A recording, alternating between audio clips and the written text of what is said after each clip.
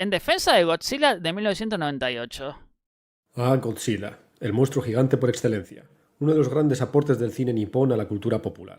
Simplemente la figura del lagarto gigante radiactivo es inconfundible. Desde que se presentó por primera vez al kaiju en la pantalla grande de la mano del mítico estudio Toho, allá por el año de 1957, Godzilla enamoró al público. A partir de ahí, nuestro reptil hormonado ha aparecido en un sinfín de películas, cómics, animaciones, videojuegos, y como no, la fórmula ha ido cambiando a lo largo de los años. Los rediseños de Godzilla han sido notables, algunos más queridos que otros, pero si nos centramos en las versiones más polémicas de Godzilla, pocos generan tantas discusiones como la versión americana del monstruo, más concretamente la película simplemente titulada Godzilla, del año 1998, y dirigida por Roland Emmerich. El director, conocido por sus filmes centrados en desastres naturales, es especialmente odiado por la creación de esta colosal decepción. El público fanático de Godzilla fue muy duro con él, especialmente en Japón, donde se considera esta película de los 90 como una traición a todo lo que la criatura representa. El odio hacia esta película llega a tal punto que mucha gente ni siquiera la llama la criatura Godzilla, simplemente la llaman Sila. Básicamente han quitado la palabra God, es decir, Dios, al nombre de la bestia, como dando a entender que esta lagartija mutante no le llega ni a la suela del zapato a la fuerza de la naturaleza que es el monstruo de los estudios Toho. Es gracioso porque este diseño de Godzilla hace un cameo en una película del 2004, Godzilla Final Wars. La criatura de Emmerich hace acto de presencia para ser aniquilada en una fracción de segundo por el Godzilla clásico, que hasta se queda confundido mirando a la cámara como diciendo ¿eso era todo? Bueno, esto para que veáis la manía que se le tiene a la película americana de los años 90, la oveja negra de la familia. Pero ¿sabéis? Ya estoy cansado de pretender. A veces un hombre tiene que hacer lo que un hombre tiene que hacer. Lo diré alto y claro. Godzilla de 1998 es una película muy entretenida que está terriblemente infravalorada, y sin desmeritar al resto de producciones clásicas, me parece mucho más disfrutable hoy en día que el 90% del resto de películas del monstruo gigante. Así que en el vídeo de hoy me dispongo a defender con capa y espada a Godzilla, de Roland Emmerich, analizando los puntos fuertes de la cinta y detalles que tal vez os pasasteis por alto.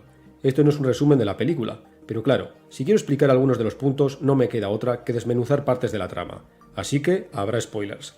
Pero bueno, no robo más el tiempo. Bueno, spoilers de una película del 98. Está bien, alguien no pudo no haberla visto. A mí algo que me gustaba de esta película era la ambientación. No sé qué tenía la ambientación que me gustaba un montón. Que literalmente estaba toda la película llueve, ¿eh? Toda la película. No me acuerdo cuál era la explicación de eso, pero toda la película está lloviendo. Sin más dilación, comenzamos.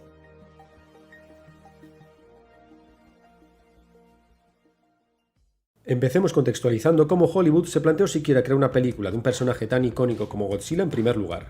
Viajemos a finales de los años 90. Hollywood estaba obsesionada con el cine de desastres. Películas como Twister, Dante's Peak, Armageddon. Habíamos llegado a un punto en el que los efectos visuales podían producir un espectáculo de escala y destrucción sin precedentes. Vamos, que la gente se quedaba embobada viendo estas películas por lo visualmente sobrecogedoras que Día de la Independencia. Hace poquito la vi de nuevo, por cierto. eran. Tampoco debemos olvidar que veníamos del bombazo que fue Independence Day, de 1996, también dirigida por Emmerich. Y aunque la historia es bastante chorra y una americanada de manual, no podéis negar que escenas como aquella de la nave nodriza suspendida sobre la ciudad de Los Ángeles no eran espectaculares. Es que sí, o sea, es una película muy americana porque justamente es el día de la independencia de Estados Unidos, pero es que, no sé, es buenísima esta película, a mí me gusta un montón. Pues esta era la tesitura. El público quería espectáculo gigante, destrucción masiva y efectos especiales revolucionarios. En esa misma época, Godzilla llevaba años sin tener una gran Perdón, eso sí, la segunda película del Día de la Independencia es una porquería. presencia internacional. En Japón seguía siendo un icono, por supuesto, pero para gran parte del público occidental, el personaje era más una figura de cultura pop que una franquicia activa. Así que el bueno de Emmerich, que venía bastante subidito después de la mencionada Independence Day, decidió dar un golpe sobre la mesa. El momento de traer al lagarto nipón que representaba la guerra nuclear a Occidente. Pero claro, Emmerich no pretendía hacer una adaptación fiel a Godzilla. De hecho, admitió que no era muy fan de las películas niponas. Un comentario que más tarde volvería para morderle. Pero bueno, el plan era reinterpretarlo y ya de paso occidentalizarlo, al igual que un platillo de comida oriental. Ese comentario lo han hecho muchos directores y siempre acaba todo mal, ¿eh? ¿No fue lo que dijo el director de Dragon Ball Evolution? Creo que dijo que no era fan de Dragon Ball. O que no había visto Dragon Ball. No me acuerdo. Pero siempre que dice un director que yo no soy fan de la cosa que voy a adaptar, ya siempre termina muy mal esa película, ¿eh? Había que adaptarlo para hacerlo más digerible al público de Occidente. Porque Godzilla de 1998 no se comporta como el Godzilla japonés. No tiene aliento atómico tradicional, su diseño es mucho más animalista, es más vulnerable y menos dios destructor. Básicamente Emmerich convirtió a Godzilla en una especie de dinosaurio mutado. Aquí radica el conflicto con los fans de Godzilla. Situemos la historia de la película. La cinta ya comienza mostrándonos una serie de explosiones nucleares entremezcladas con grabaciones de reptiles como iguanas y varanos, para finalizar esta introducción con un plano en unos huevos. Es decir, que ya desde el minuto 1 nos están diciendo que el Godzilla de esta película no tiene los mismos orígenes que el Godzilla original. La criatura clásica es un ser antiguo que representa la ira de la Tierra frente a la destrucción ejercida por el hombre hacia la naturaleza, y a medida que más entregas de Godzilla salían, más se subrayaba que este ser formaba parte de un ecosistema primordial formado por monstruos, añadiendo un aura mística a la historia. Es decir, que el Godzilla clásico, así como el resto de criaturas gigantes de su universo, son avatares de la naturaleza, que se manifiestan ante la creación de las bombas nucleares. Un mensaje en contra de la proliferación nuclear que llevaría a nuestra especie a la extinción. Pues la decisión de Emmerich en cambiar los orígenes de la criatura no solo fue una decisión acertada alejándola del aura sintoísta oriental, sino que también es un reflejo de su tiempo. El Godzilla de Emmerich es el resultado de una mutación sobre el código genético de un reptil del Pacífico, como una iguana, debido a la radiación de las pruebas nucleares en el Pacífico. Como ya mencioné en el anterior vídeo de Mimic, la alteración de los genes era el tema de moda en los 90. Si a esto le sumamos los estudios de la época en los que se indicaban los efectos de la radiación de Chernóbil sobre los organismos de la región, pues ya todo encaja como anillo al dedo. Chernóbil es un ejemplo fascinante para entender cómo la contaminación por radiación afecta a los organismos. Tras el incidente de 1986, el consenso general era que literalmente todos los organismos dentro del radio contaminado iban a acabar pereciendo. Pero para sorpresa de todos, la vida persistió, una adaptación a la exposición radiactiva. La evolución comenzó a hacer lo que mejor sabe, comenzar a lanzar dados al aire. La vida se abre camino.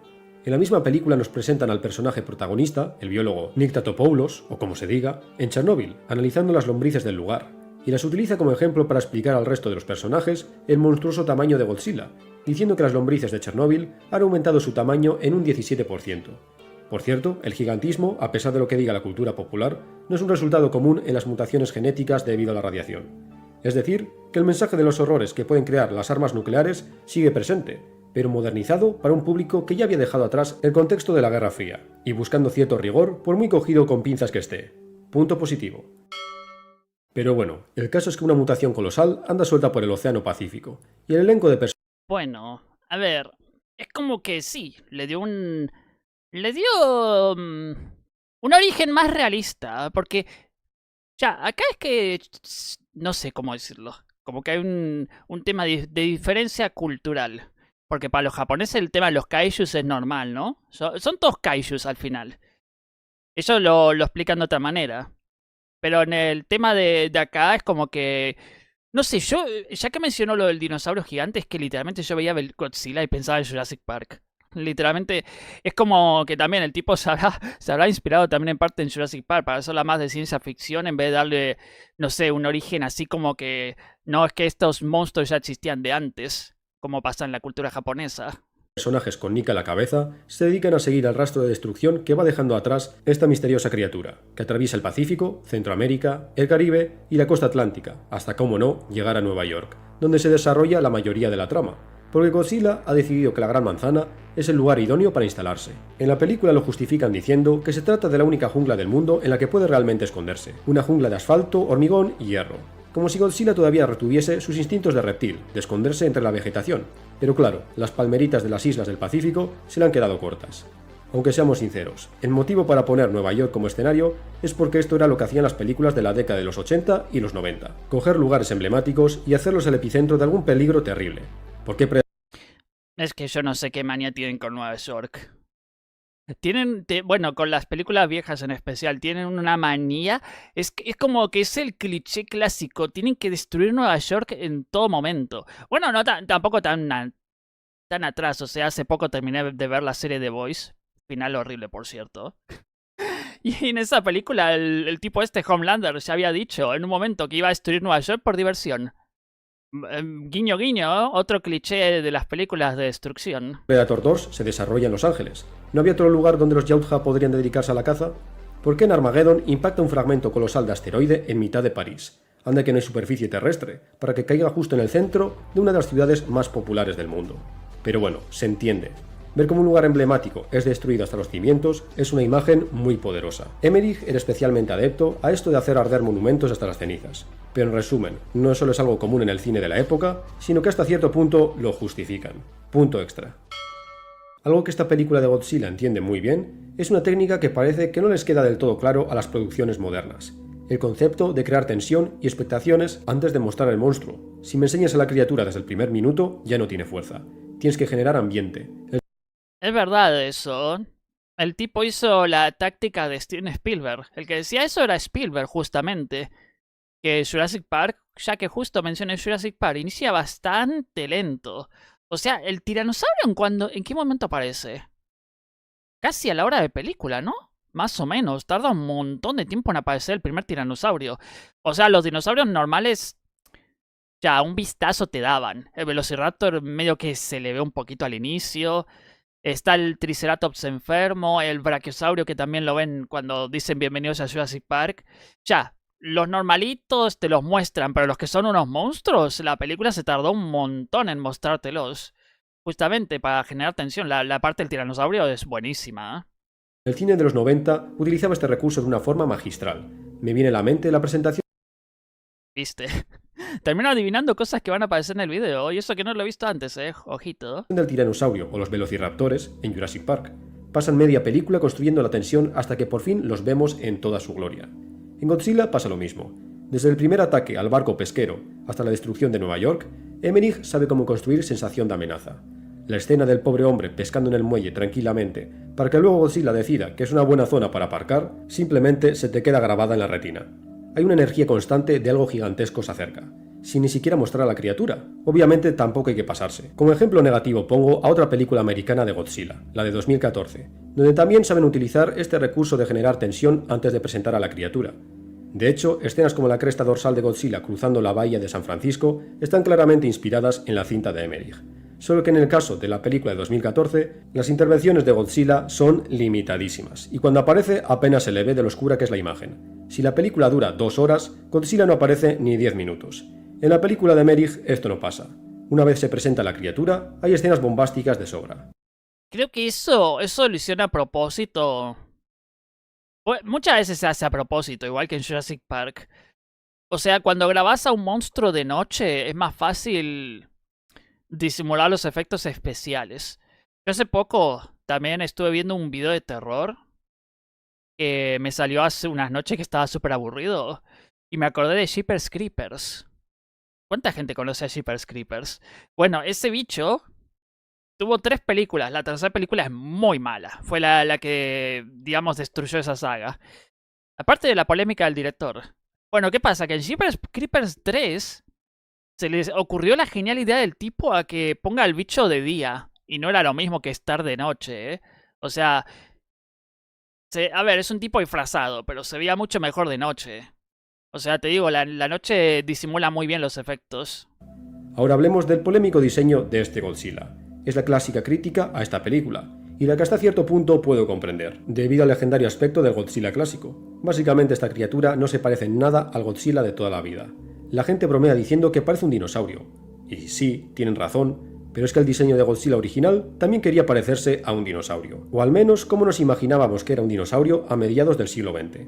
El paleoarte de esta época representa a los terópodos como unos animales que caminaban erguidos y con las colas a rastras, dándoles un aspecto de canguro y casi antropomórficos, una figura muy similar al Godzilla clásico. Un diseño también muy conveniente si tenemos en cuenta que era un disfraz que un tipo tenía que ponerse.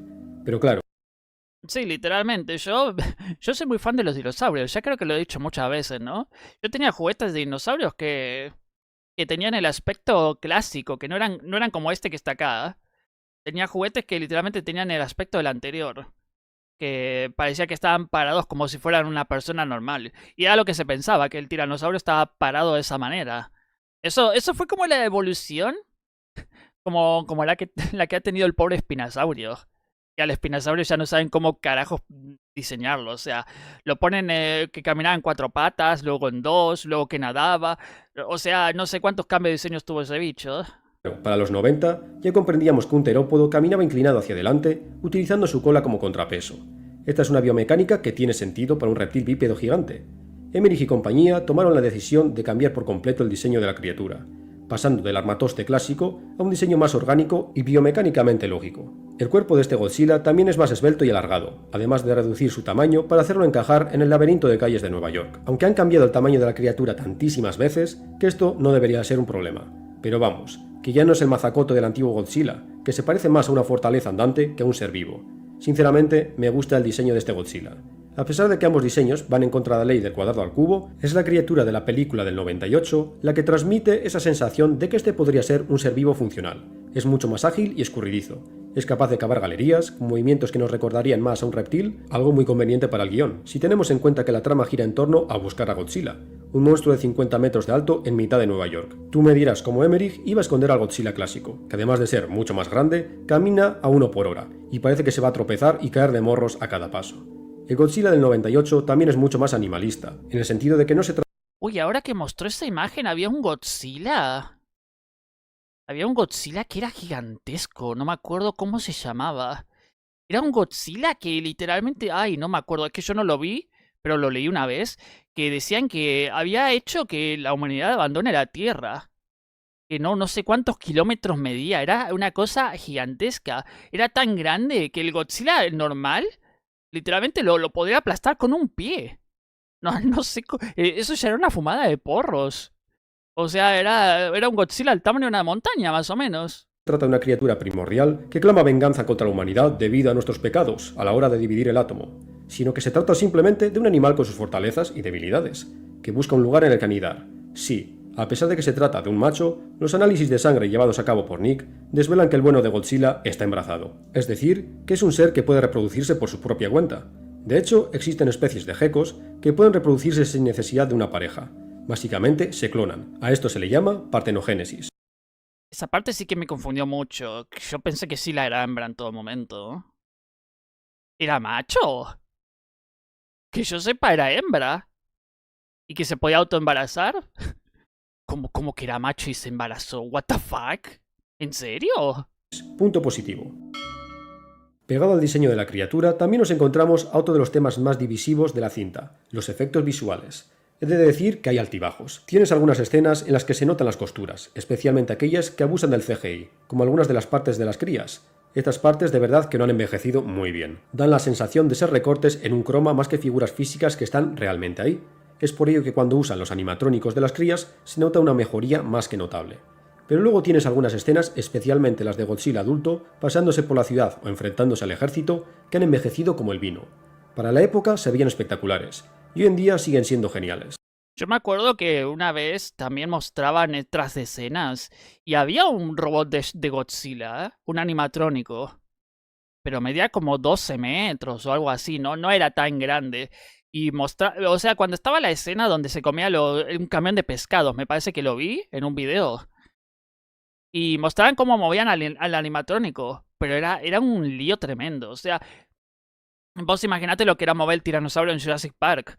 O sea, lo usaban muy poquito, cuando era justo y necesario, pero igual también eran carísimos. O sea, entre fabricar esa cosa y tener que manejarlo, creo que los de Jurassic Park necesitabas como a 7, 8 personas, no sé cuántas, nada más para unos movimientos. Porque a pesar de lo que digan, esta película fue tremendamente ambiciosa para la época. Mezclaron efectos digitales y efectos prácticos. Oh, mira, ahí está, justamente. No sé si eso medía 12 metros. Pero era la mitad del cuerpo nomás. Yo juraría que había visto donde estaba en cuerpo completo, ¿eh? No, le falta toda la parte de abajo. Las maquetas y animatrónicos le dan esa sensación de peso, de escala. Estas escenas son memorables, se te quedan grabadas en la retina. En esta época, cuando el CGI evolucionaba a pasos agigantados, había una intención clara a la hora de utilizar los efectos por ordenador. Vamos, que no era el ruido digital de las películas actuales. A veces, menos es más. Punto positivo. Otra de las quejas son los personajes, más bien la poca seriedad de estos. Sí, efectivamente, es una película muy noventera, para lo bueno y para lo malo. A ver, pero hombre, si estamos comparando con las películas japonesas, o sea, las películas japonesas también son de risa, o por lo menos las que yo recuerdo haber visto. Tenés a Godzilla aplaudiendo, a Godzilla atacando con patadas mientras viaja arriba de su propia cola, o sea, a ver, hombre.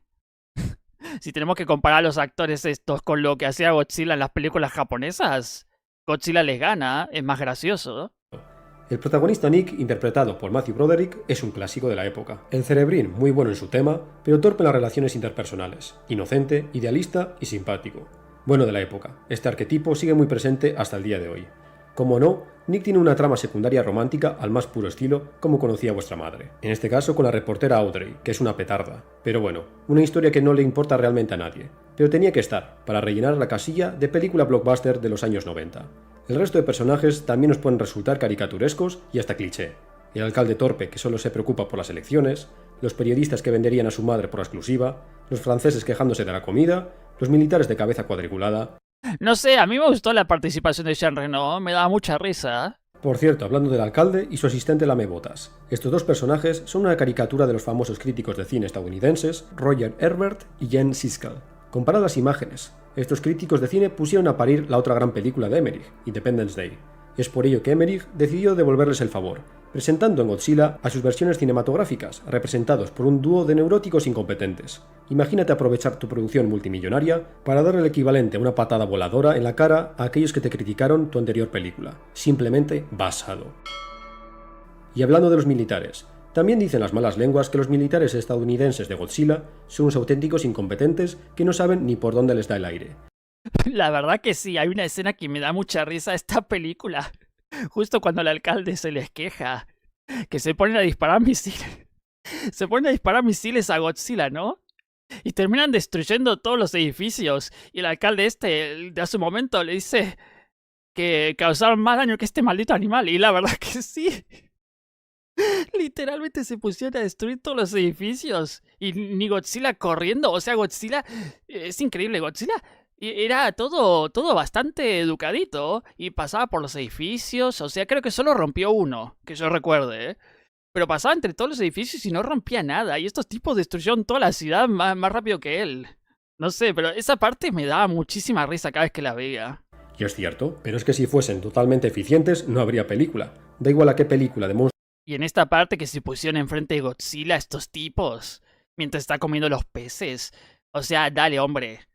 Te parás ahí enfrente con una ametralladora para dispararle a un bicho que mide como 100 metros, 200 metros de altura.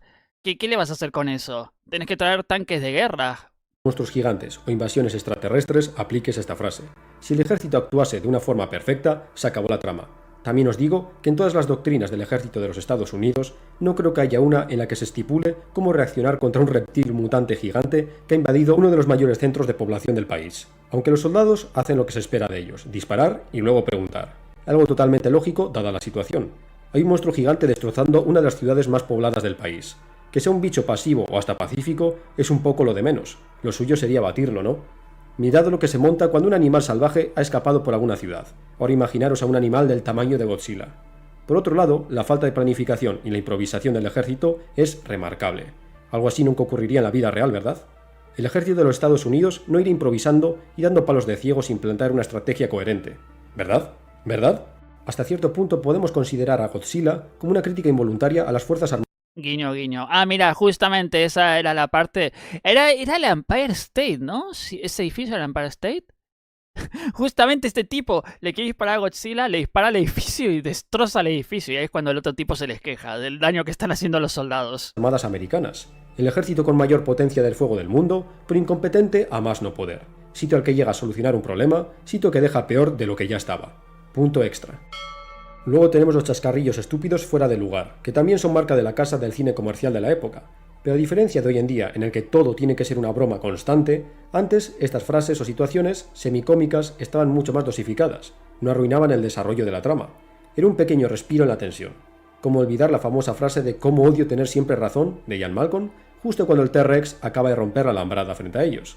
O yo que sé, en Predator, cuando Dutch, el personaje de Arnold, ensarta a un tipo con su cuchillo de combate y le dice "Stick around", y no me diréis que Jurassic Park o Predator son malas por este tipo de chascarrillos, solo faltaba. En fin, que todo esto era parte del tono del cine comercial de la época. Pero hablando de los personajes, entre todos el que se roba cada escena es el agente Philippe, interpretado por Jean Reno, un agente del servicio secreto francés que se ha infiltrado en Nueva York, con su equipo, y que han estado siguiendo la pista de... A ver, es que igual Jean Reno ya tenía experiencia en el cine, ¿eh? Pero si te digo, este tipo se robó la película. A mí me da mucha risa su actuación acá, ¿eh? No era para nada serio el tipo, ¿eh? de Godzilla por medio mundo. Espera, ¿qué pinta el servicio secreto francés aquí? Estamos en Nueva York. ¿No podríamos poner a alguien del FBI a cumplir este papel de infiltrado? Pues no, me he dejado el que en principio parece el detalle más criticable de toda la película. El Godzilla de la cinta no es el resultado de pruebas atómicas estadounidenses, algo que iría más en sintonía con el concepto original de Godzilla, una alegoría a los horrores de las armas nucleares, un reflejo de la experiencia traumática del pueblo japonés con las armas de destrucción masiva, y una pullita a aquella potencia que usó estas armas contra una población civil. Además de que si se tratase de una creación de las pruebas americanas, tendría un sentido irónico, que el monstruo se asentase en Nueva York, dando a entender que las armas nucleares son una espada de Damocles, que pueden volverse contra ti. Pero no, este Godzilla es el resultado de pruebas nucleares francesas en la Polinesia Francesa, en el Pacífico. Es por eso que Jean Reno y compañía están tratando de atar cabos sueltos, eliminando todo rastro de la criatura. Así es como en la segunda mitad de la película se alían con Nick, para ir por libre en busca del nido. Por cierto, las partes del nido de Godzilla son un cambio genial en la ambientación de la película. Pasamos de una cinta de kaijus a una especie de Jurassic Park con crías de Godzilla invadiendo el subterráneo y el Madison Square Garden. Un recurso muy utilizado, en la que si partes una buena película en dos, te quedan dos películas que funcionarían perfectamente como cintas independientes. Pero volvamos al hilo. Esta decisión de cargarle el muerto a los franceses en principio parece una decisión bastante cobarde por parte de Emmerich. Pero claro, tenemos que contextualizar la época. En los 90, más concretamente entre los años 1995 y 1996, hubo mucha polémica internacional porque Francia tuvo la brillante idea de reanudar sus pruebas nucleares en el atolón de Mururoa, en Polinesia. En total realizaron 6 ensayos nucleares subterráneos. El gobierno francés se justificó argumentando que necesitaba realizar una última serie de pruebas subterráneas para obtener datos vitales para sus simulaciones por ordenador. Pero vamos, que el tema está muy presente en la cultura popular. Así que a pesar de que en un principio esta parezca una decisión cobarde para vender mejor la película al público estadounidense, especialmente en una década en la que parecía que Estados Unidos actuaba a modo de policía del mundo y todas esas milongas, en realidad es una decisión bastante lógica, teniendo en cuenta lo que estaba haciendo Francia por aquella época. Además, es una excusa para tener al grande de Jean Reno y la simpática caricatura de los agentes franceses. Punto positivo. Después de todo lo dicho, y aun teniendo en cuenta lo fáciles de desmontar que son todas estas críticas, nuestros snobs favoritos, los críticos de cine, se cebaron. La campaña de marketing de la época fue tan colosal como el monstruo, lo cual generó unas expectativas imposibles. Si a esto le sumamos el purismo de los fans del lagarto radiactivo, pues el resultado son unas críticas muy desfavorables. La gente parece querer odiarla, una especie de mentalidad de rebaño, sobre todo si la comparamos con las críticas positivas de la película de 2014 dirigida por Gareth Edwards, que peca exactamente de lo mismo e incluso más. La única diferencia es que en esta última película, Godzilla vuelve a estar rellenito y que lanza su famoso haz de luz radiactivo. Pero ya estaría. Por el resto... Hay algo que no mencionó, pero hay una parte de la película donde Godzilla los está persiguiendo. Bueno, el Zilla. Los está persiguiendo en el taxi. Y pega un gruñido que hace explotar todo. Y yo me acuerdo que mucha gente decía, bueno, eso es como una referencia al aliento atómico que no tiene. No sé, a mí me pareció solo un gruñido y quiso explotar todo, pero medio que pareciera que escupiera fuego. No sé, para mí que el director quiso hacer un guiño a eso. Godzilla casi ni aparece. En las pocas escenas que aparece casi ni se le ve, de lo oscura que es la imagen, los personajes humanos son unos dramas aburridos y llorones, sin una pizca del carisma de los de la versión del 98, el protagonista parece literalmente el centro del universo, da igual en qué continente esté, que siempre... Yo me acuerdo que vi esta película no la vi hace tanto, la vi hace como 3 años. Esta película, en parte tiene razón, me aburrió bastante. La trama del padre y el tipo me acaparaba toda la atención todo el rato y era muy aburrido. O sea, yo quería ver a Godzilla y estaba todo el rato el drama de estos tipos y era bastante... no sé, no me terminó de gustar. Después la segunda, o la que... Hubo una de King Kong también, ¿no? Esa tampoco la vi. Nomás vi esta y no me terminó de gustar. Después ya no quise ver más nada porque... no sé si siguieron por esta línea, pero sí, tiene razón, Uno va para ver a Godzilla y terminas viendo un drama familiar. Está en medio de una pelea de kaijus. Pero bueno, creo que lo pilláis. La vara de medir de los fans va cambiando dependiendo del producto que se presenta. Despiadados con la versión de Emmerich y permisivos a más no poder con la versión de Edwards. Es que bueno, como dijeron, como este está más basado en el japonés, sí, vamos a hablar bien de esta película. No sé, no me convenció, no me pareció mala, pero si tuviera que elegir entre las dos, me quedo con la del 98. Por lo menos esa me entretiene, Una película soporífera. Por cierto, al final de la película de Emmerich se muestra que uno de los huevos del nido sobrevivió, lo que dejaba la puerta abierta para una secuela. Lamentablemente las críticas destructivas, sumado a la taquilla que no recaudó tanto como se esperaba, puso el palo en la rueda, y ahí acabó todo. Pero hasta cierto punto me alegra. No exactamente, porque yo ya sé que eso acabó en una serie animada. Ya que debido a esto se creó la serie Ah, mira. Me estoy anticipando a todo hoy. ¿Qué pasa? de animación de Godzilla, que comienza justo donde acaba la película, con Nick buscando el huevo que sobrevivió a la explosión, que por cierto a Nick en la serie de repente le han puesto tremenda mandíbula de gigachad, pero bueno, se lo encuentra y la cría que nace, al igual que ocurre con las crías de muchas aves, confunde a Nick con su madre, o padre, mediante el proceso conocido como impronta. En fin, que a partir de ahí, el nuevo Godzilla es cooperativo con los humanos, y se le trata más como a un héroe que como a una amenaza. En la historia seguimos a Nick y al resto de personajes del elenco de la película mientras luchan contra Kaijus, con la ayuda del bueno de Godzilla Jr. Tengo un muy buen recuerdo de esta serie. La intro está grabada a fuego en mi cerebro. Parece ser que es una opinión generalizada de que la serie es muy buena, hasta el punto que incluso aquellos que detestaban la película dijeron que la serie era tremenda. En conclusión, Godzilla de 1900. Lo que pasa es que esa serie es como que intentó parecerse más al Godzilla japonés. Entonces, claro, como está peleando contra otros bichos gigantes también. Aunque siempre me pareció raro eso de que vea al tipo este. Creo que era porque estaba manchado con algo. Sí, algo raro, no sé, se manchó con algo, la sangre de la madre o no sé qué. Y por eso el bebé lo confundió con la madre. No, no sé, tuvo una explicación rarísima. Porque en la propia película estaban los franceses ahí con los huevos naciendo. Y los huevos no los vieron como sus padres a esos tipos. En cambio, ellos tenían olor a pescado y los vieron como comida. Y por eso los empezaron a perseguir. 98 puede que no sea una gran adaptación del Godzilla clásico japonés. Tampoco es un clásico moderno, como podría ser, digamos, Jurassic Park, pero sí es una película de monstruos tremendamente entretenida y visualmente impactante incluso a día de hoy. Un blockbuster noventero a más no poder, que refleja todo lo que hacía especial al cine de la época. Algunos dirán que las gafas de la nostalgia me están nublando la vista, y es muy probable. Por muy objetivos que pretendamos ser, las experiencias vividas están ahí. No puedes vivir aquella vez que le pedí a mi padre que grabase Godzilla, porque la daban por la noche cuando tenía que estar durmiendo, y el día siguiente sentarme en el sofá a verla juntos. Esta película es una de esas piedras preciosas de la memoria, simplemente la guardo con mucho cariño. Y por cierto, el final de la película con los últimos latidos del corazón de Godzilla en la lluvia es una escena muy poderosa y que de verdad era muy triste. Mi trauma de la infancia incluido.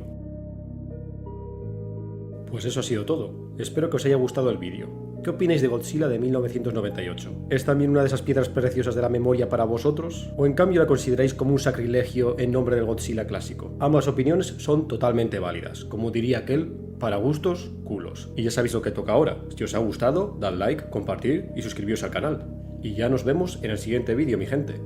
Chao. No sé, a mí me pareció una película tan entretenida que la vi muchas veces. No sé, a ver, que yo digamos que soy más de mentalidad abierta, entonces, ¿qué quieres que te diga? Yo entiendo por qué a los japoneses les gusta el Godzilla original, que el Godzilla original está buenísimo. De hecho, no lo mencioné en ninguna parte del video, pero yo tenía un juguete y me arrepentí de venderlo luego. Tenía un juguete que me habían regalado que era del Godzilla clásico. No se parecía a ninguno de los que mostró, pero sí, era el Godzilla que se para en dos piernas. Que medía como, ¿cuánto? 20 centímetros. Me lo había regalado un familiar cuando era muy chiquito. No sé de dónde lo sacó, porque me gustaban los dinosaurios y dijo, mira, toma esto. O sea, literalmente me regaló a Godzilla. Y yo de ahí ya le estaba tomando cariño. Yo las películas de Godzilla me las tomo, a ver, son entretenidas, en general son una comedia. Para mí son una comedia la mayoría, las clásicas, ¿no? Después sí, hay algunas que, bueno, un poquito más de seriedad le metían, pero... No sé, la película de los 90, la americana. No sé, también la veo como una película... A ver, medio comedia sí, medio comedia no, porque trata de tomarse en serio. Y al mismo tiempo te da risa. Es como que es una cosa rara. Yo también entiendo que por ahí va el problema. Aparte de los actores. Yo diría que esa película sobran unos cuantos actores. Pero no sé. Yo de ninguna manera puedo ver esta película. A mí me gusta mucho.